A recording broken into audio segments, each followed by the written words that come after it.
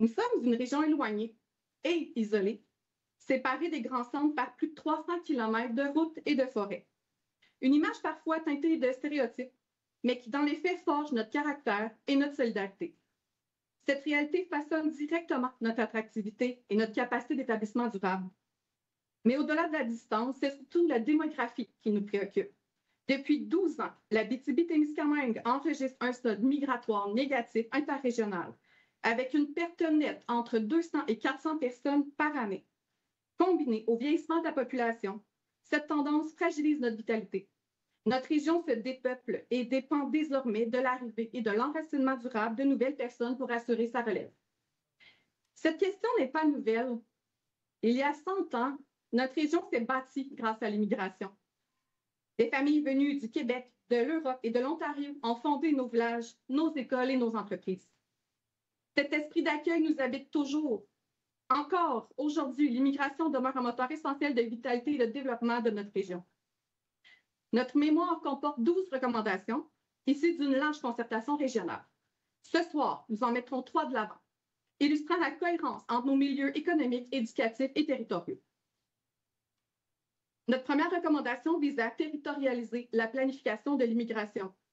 Une approche uniforme ne peut plus répondre aux réalités aussi contrastées que celles des régions du Québec. La planification devrait s'appuyer sur des données régionales, objectives et être ajustée selon la capacité réelle des milieux, qu'il s'agisse du logement, de la main-d'œuvre ou des services d'intégration. Nous proposons donc la création d'un comité régional permanent réunissant le MIFI, nos élus, les établissements d'enseignement, les acteurs économiques et les organismes communautaires, afin de planifier les admissions et les parcours d'intégration de manière concertée.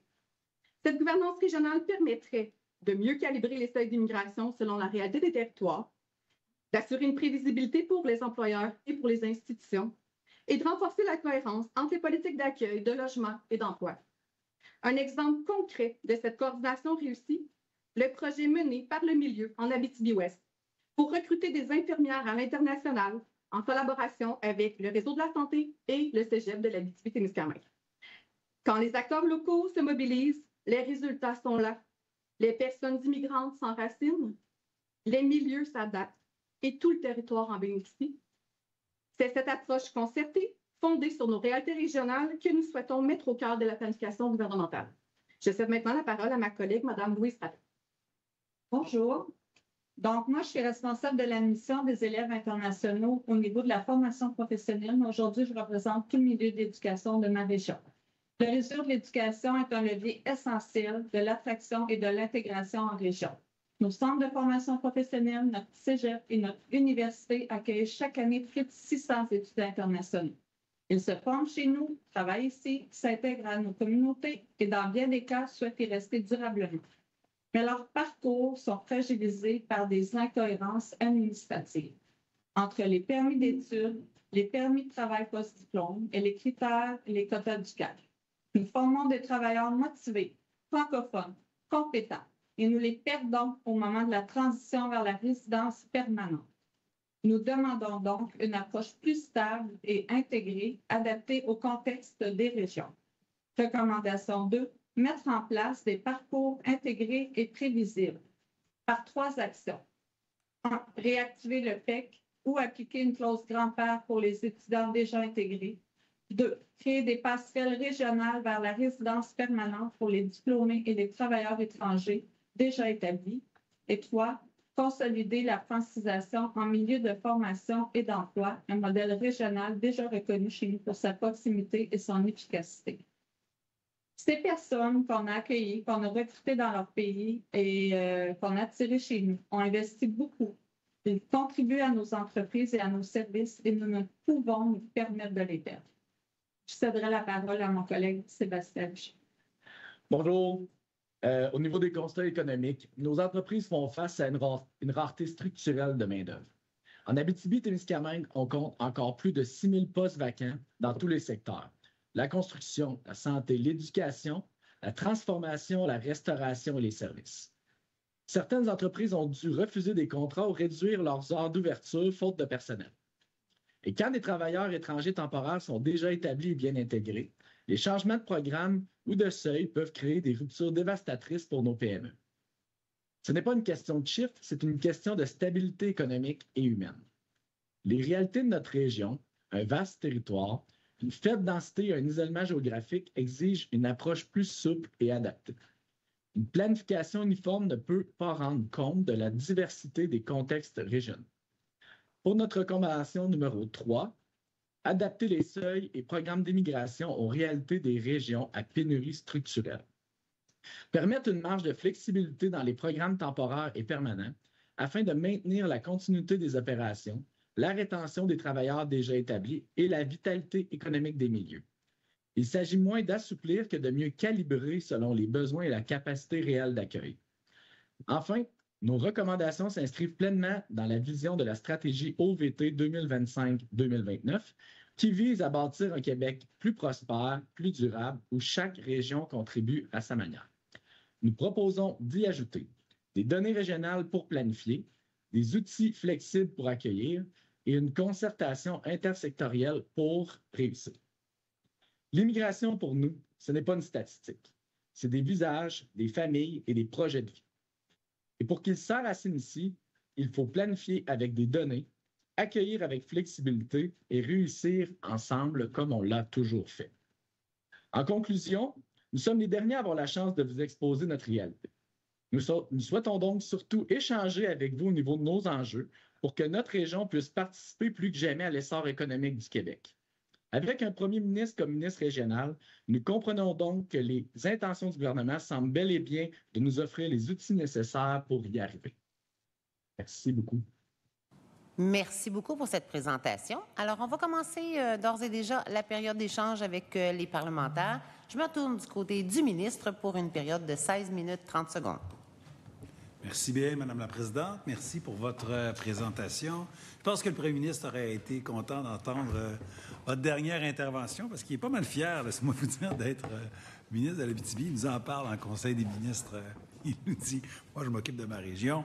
Puis vous autres, il pointe les ministres pour être sûr que tout le monde vraiment s'occupe de sa région. Oui, il est comme ça. il lève la barre, je vous dirais. Donc, voilà. Merci pour votre présentation. Vous avez abordé plusieurs termes, la concertation. Je pense qu'on doit s'approcher de ça puis le faire davantage avec les acteurs régionaux, région par région. Je pense que c'est une excellente piste. L'enseignement supérieur, mais pas seulement l'enseignement supérieur, je vous ai mentionné, il me semble, aussi la formation professionnelle. Et évidemment, l'économie, les travailleurs étrangers temporaires qui, en ce moment, on le sait malheureusement, ont de la difficulté à avoir leur permis à être renouvelé à cause de la mesure du fédéral. Il y a des gens qui sont venus nous en parler, il y a des gens qui sont venus sur la colline parlementaire, des gens qui nous en ont parlé ici aujourd'hui. Je suis certain que vous n'ignorez pas le fait que le gouvernement québécois vous appuie là-dedans pour qu'Ottawa change sa directive et nous permette de conserver nos travailleurs étrangers temporaires à l'extérieur de Montréal et Laval. C'est dans le sens qu'on va avec le cahier de consultation en ce moment. Quand on regarde le seuil actuel, quand on a pris la mesure, on est autour de 70 000 TET à grandeur du Québec. On pensait sur 4 ans réduire ça à 65 000, mais la baisse, la réduction, elle ne se fait pas en Abitibi, au Saguenay, ou en Beauce, ou sur la Côte-Nord. C'est à Montréal et à Laval qu'on veut l'opérer. Ce qu'on pense, c'est qu'en région, il faut les garder dans le statut de TET, puis graduellement en faire basculer au fil des années vers les immigrants permanents, les rendre permanents, en souhaitant qu'ils restent dans les régions, cependant. Et ça, bien, je compte sur... on parle de capacité d'accueil, mais je compte sur vous, la société d'accueil, pour que les gens soient bien enracinés. Vous avez dit un mot sur l'éducation, l'enseignement supérieur. Il y a eu des enjeux sur les travailleurs étrangers temporaires pour les 2 rentrées précédentes, l'automne 2024, l'automne 2025. Les rentrées ont vu... des réductions d'étudiants internationaux dans les cégeps, dans les universités. Certains pointent du doigt les politiques du gouvernement provincial, du gouvernement du Québec. Ce serait disent certains, la faute à la loi 74, mais la loi 74 a été votée en décembre dernier. Ça ne peut pas être ça qui a causé la baisse pour la rentrée 2024. C'est davantage le gouvernement fédéral qui a imposé des réductions. Mais si on regarde en avant, je l'ai dit à tous nos recteurs, DG de cégep, on va vraiment être des partenaires pour aller retrouver nos étudiants étrangers perdus dans nos cégeps des dernières années. Donc, et universités. Vous nous parlez beaucoup de régionalisation. Est-ce qu'on est capable d'accueillir ces gens-là chez vous? Je vois que vous avez un taux de chômage très, très bas, plus bas que la moyenne québécoise. Donc, il y a de l'emploi. Mais est-ce que vous avez des moyens pour loger ces personnes-là? Je pense que le taux d'inoccupation des logements est à 1 % en Abitibi. Donc là, il y a moins de logements disponibles qu'ailleurs. Comment on fait pour accueillir ces migrants? Est-ce que vous avez perdu le son? Je vous vois appeler. Est-ce que vous nous entendez toujours? Ah non, ça ne fonctionne plus. Donc là, les gens qui nous écoutent en commission, vous m'avez entendu, mais nos partenaires en région, en Abitibi, eux, je pense, ont perdu le son, malheureusement. Je ne ferai pas toute mon intervention, je me contenterai de poser la question quand ça reviendra. Oh.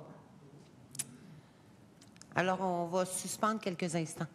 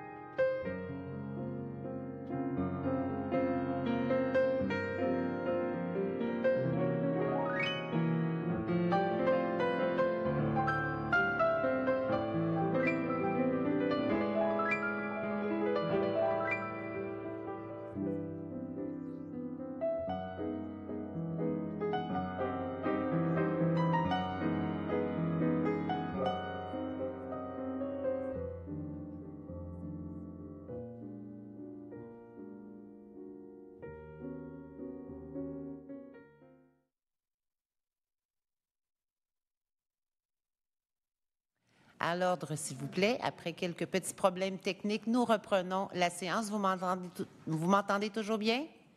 Oui? Très bien, Parfait. merci. Alors, la parole était à vous, Monsieur le ministre. Oui, désolé pour ce petit contretemps technologique. Pas grave, on est branché, on est connecté. Donc, je vous disais, je ne referai pas toute mon intervention, mais ce que je disais, c'est que ce qu'on voit, c'est que vous avez un taux de chômage qui est inférieur à la moyenne québécoise dans votre région. Vous avez donc des besoins de main-d'œuvre, c'est certain. Vous avez des travailleurs étrangers temporaires, je pense, que vous voulez conserver. Mais si on fait venir de nouvelles personnes, au-delà des TET qui sont déjà là, avez-vous la capacité de les accueillir et la capacité de les loger, considérant que le taux d'inoccupation est assez bas? Les derniers chiffres que j'ai, c'est 1 alors qu'on viserait 3 dans un marché en équilibre. Donc, je vous écoute sur la capacité d'accueil dans votre région. Merci. Malheureusement, ça va peut-être prendre aussi des investissements aussi au niveau de la connectivité en plus. Mais blague à part, non, mais vous savez, la statistique de 1 on la connaît depuis très, très longtemps. Elle n'est pas nouvelle chez nous. C'est une statistique avec laquelle on est très résilient, puis on s'adapte au fur et à mesure que la main-d'œuvre a des besoins d'hébergement en Abitibi-Témiscamingue.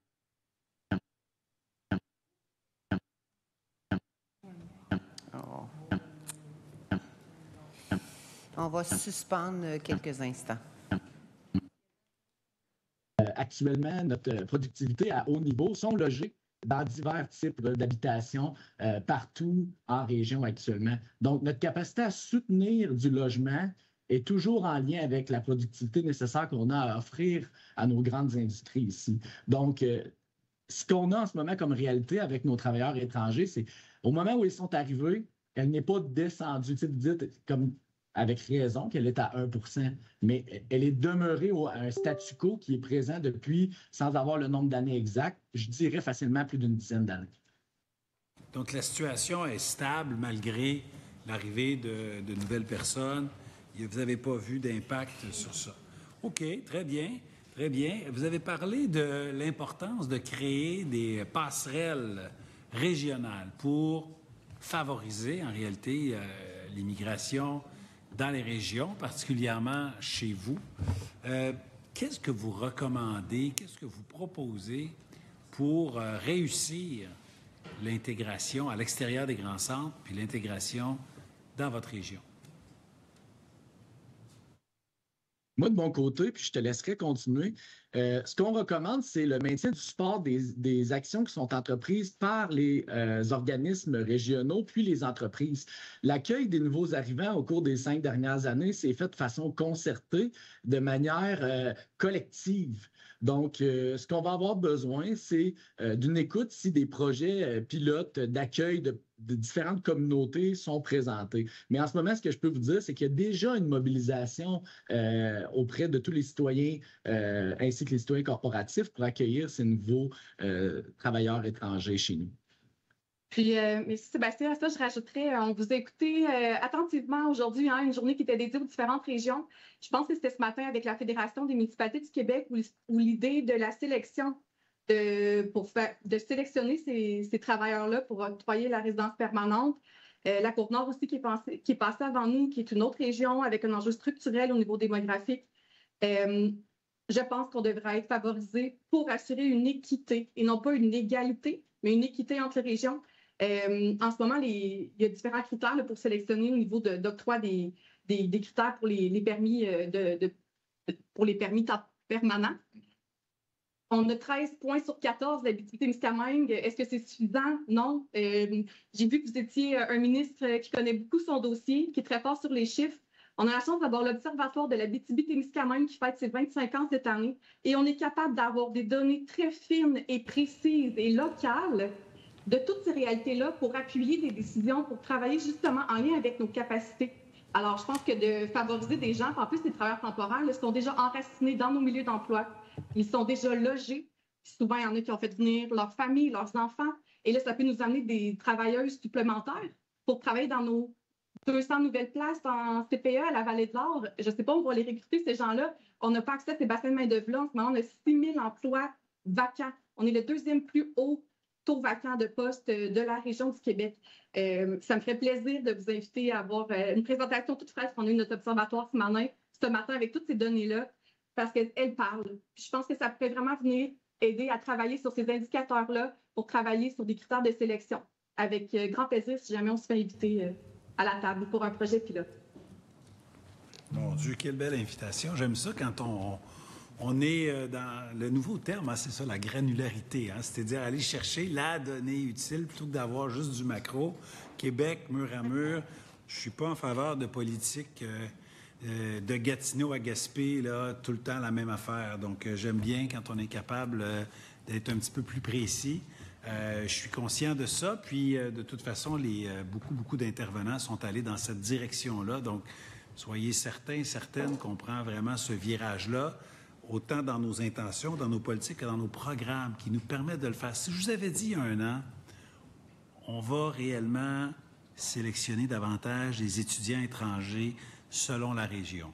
On va vraiment permettre à des travailleurs de basculer du statut temporaire à permanent selon la région. Bien, j'aurais pu le dire, mais j'aurais pas pu le faire.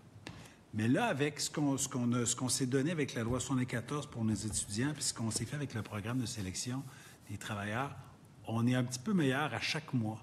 Donc, les années 26, 27, 28, 29 sont prometteuses. Pas parce qu'on va recruter 60 000, 80 000 travailleurs immigrants par année, mais parce qu'on va être capable de micro-cibler puis de répondre à vos besoins. Donc, il y a de l'espoir là, au bout du tunnel, il y a de la lumière.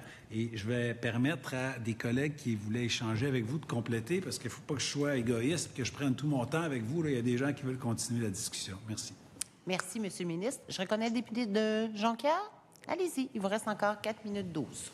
Bonjour, c'est un plaisir de vous entendre, le comité régional en immigration de l'Abitibi-Témiscamingue.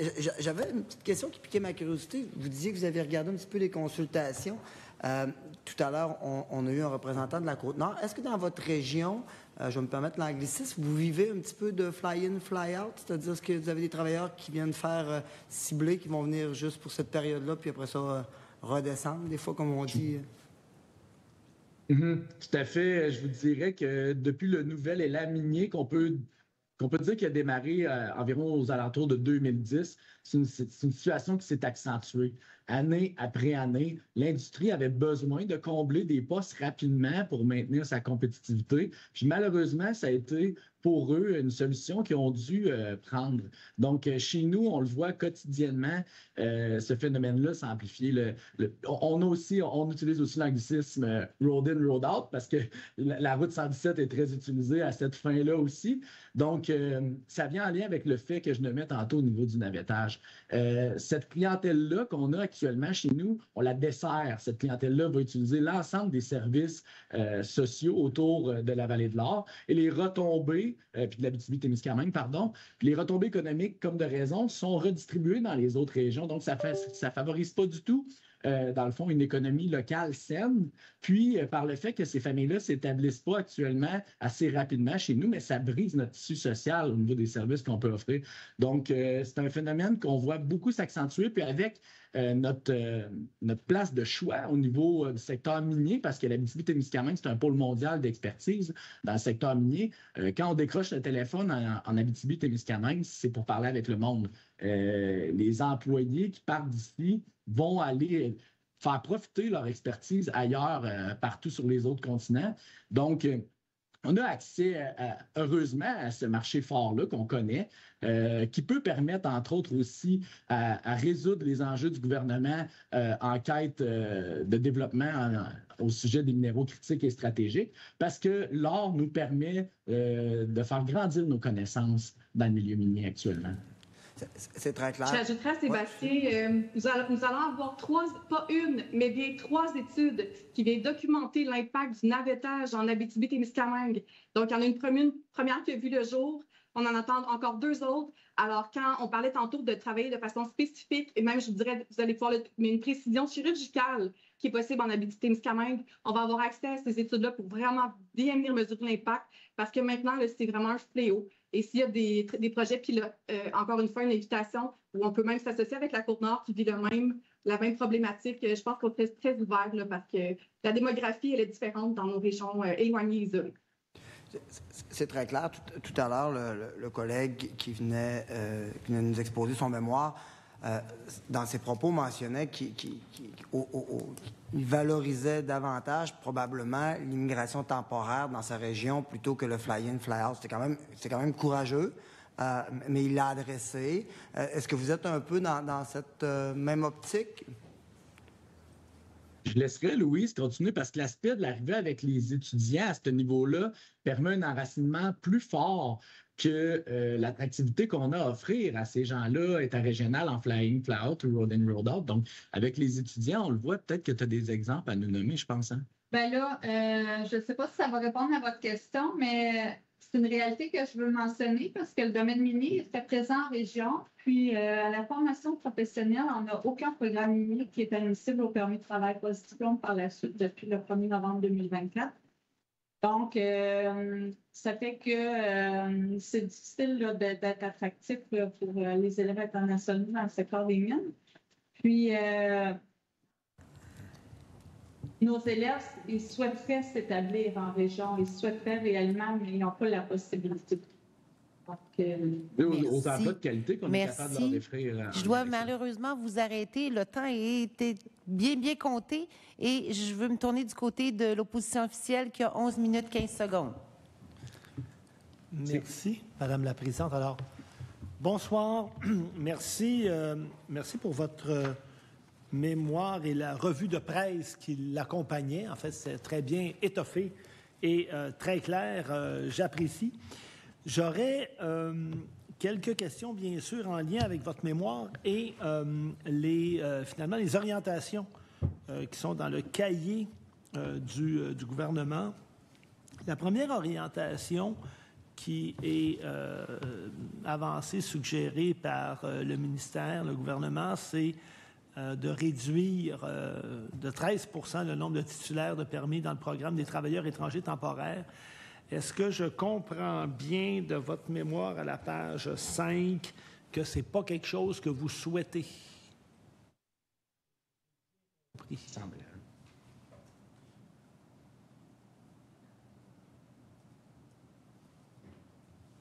En fait, nous, au niveau de l'octroi des permis, je pense que c'est l'avantage de parler en fin de calendrier. Ça a été vraiment discuté largement avec les différentes personnes qui sont venues présenter ce territoire.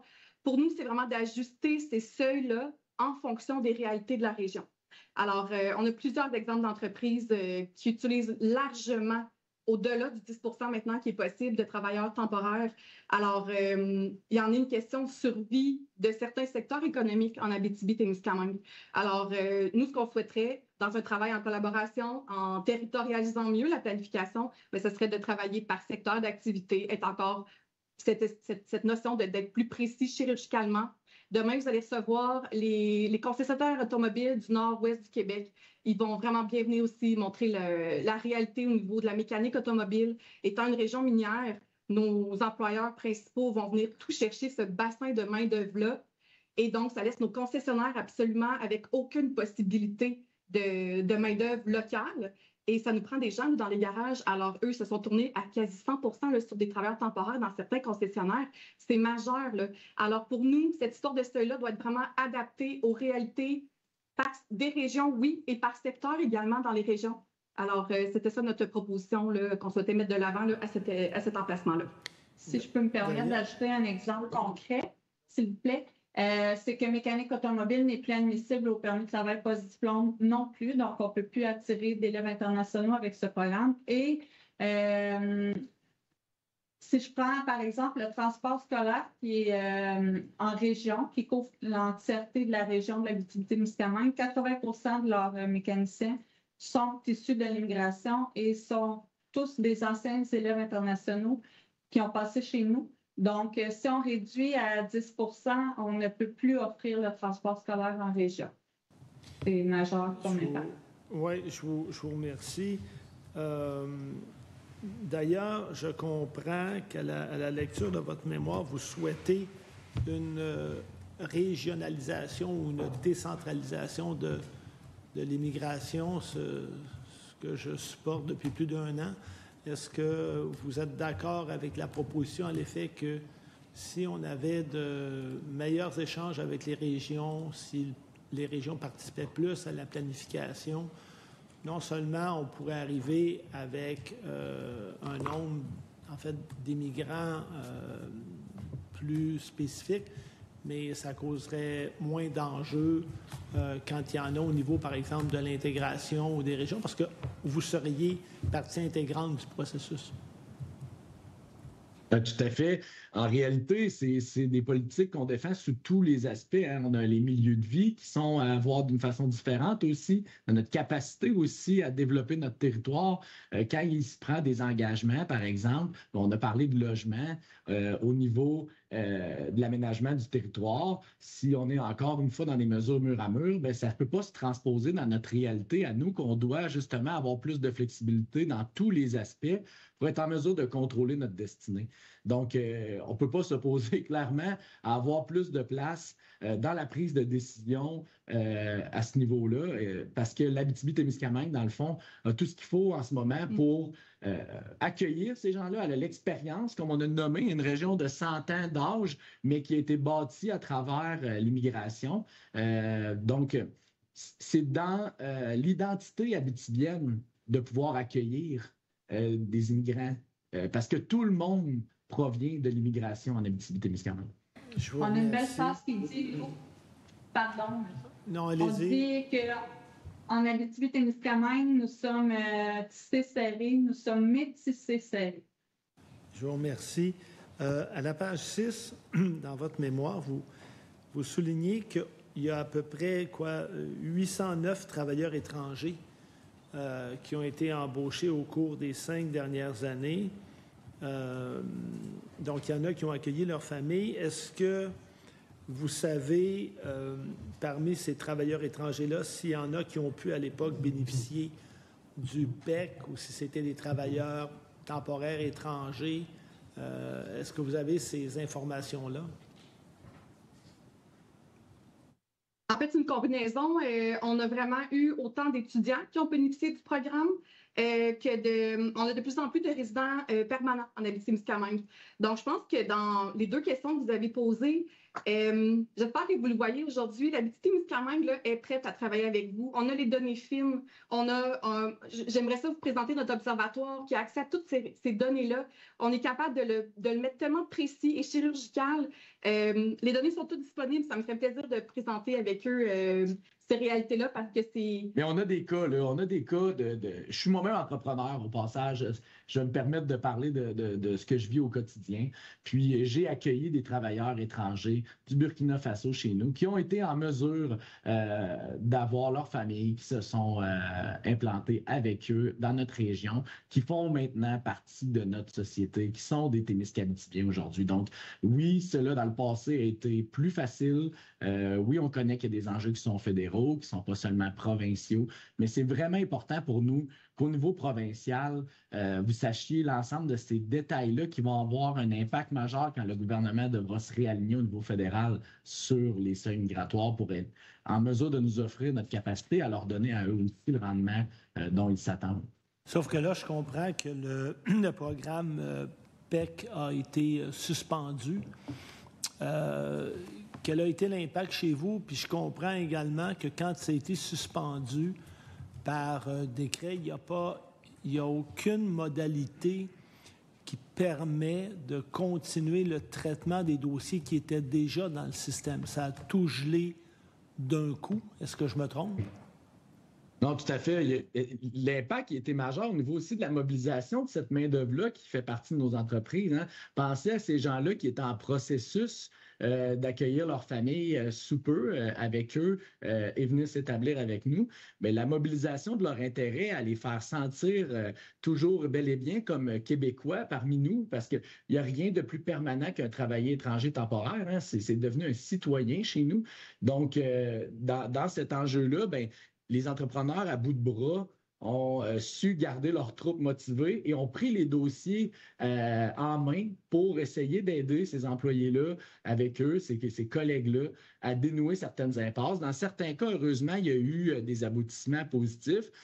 malheureusement, il y a eu des cas dans lesquels les gens ont simplement décidé de retourner dans leur pays d'origine, ne voyant pas d'avenir concret pour eux à long terme. Et ajouter pour le milieu de l'éducation. Pardon, je suis venue.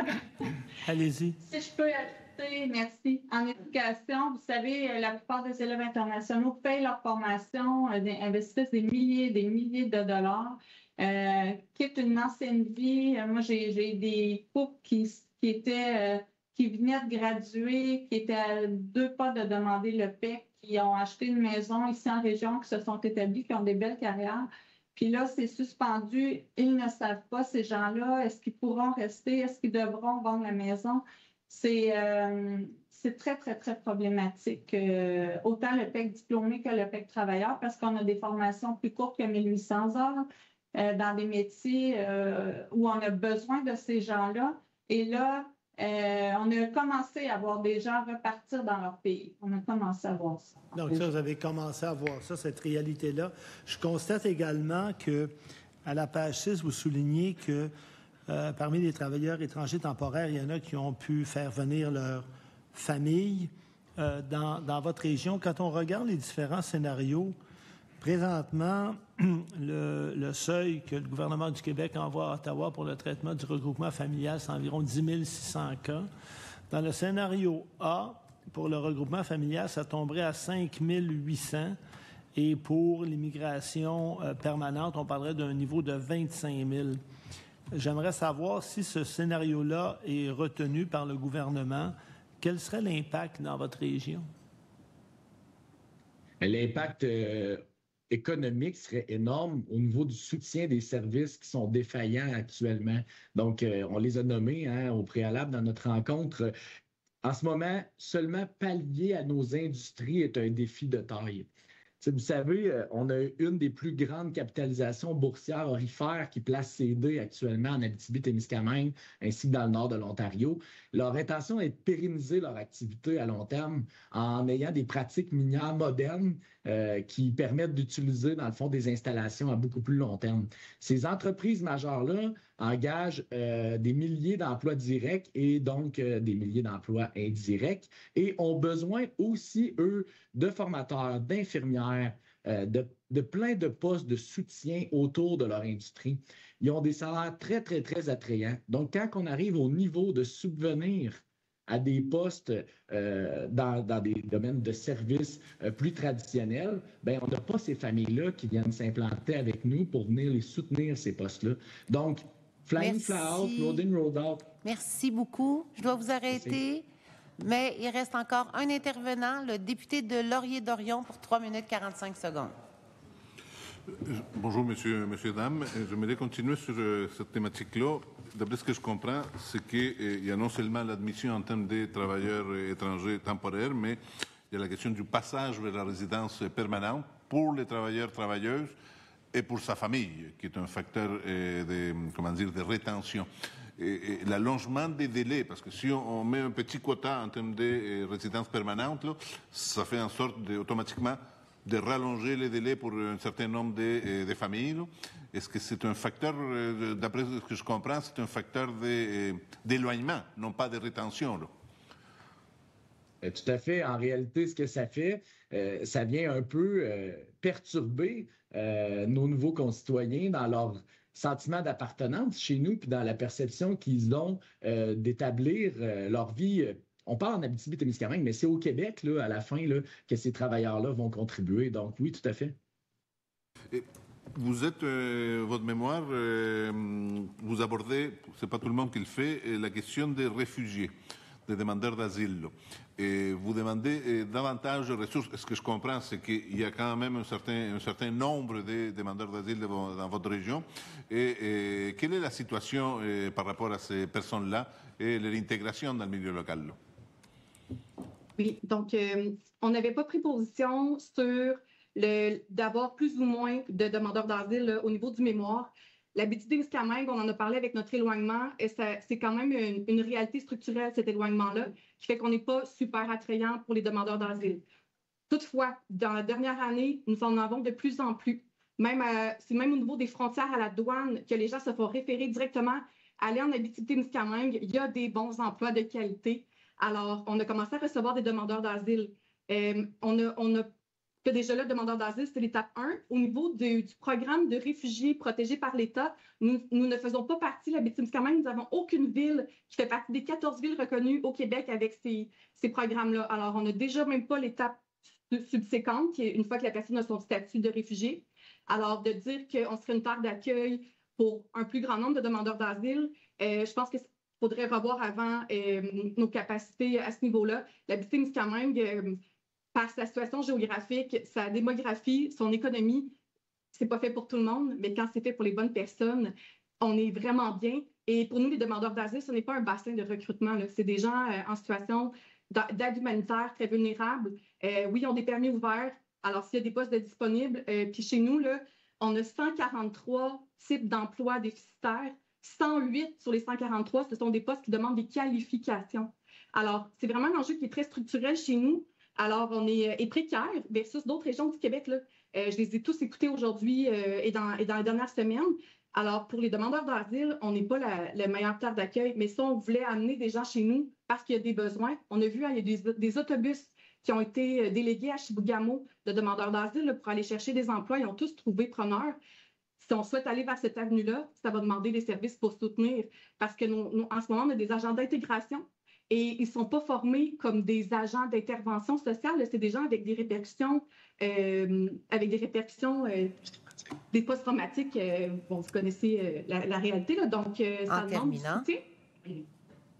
Voilà, ça demande du soutien. Et on cherche en ce moment ces programmes-là et on ne les trouve pas pour former nos gens localement à cette nouvelle réalité-là qui a pris de l'ampleur dans la dernière année, mais qui reste marginale. Merci.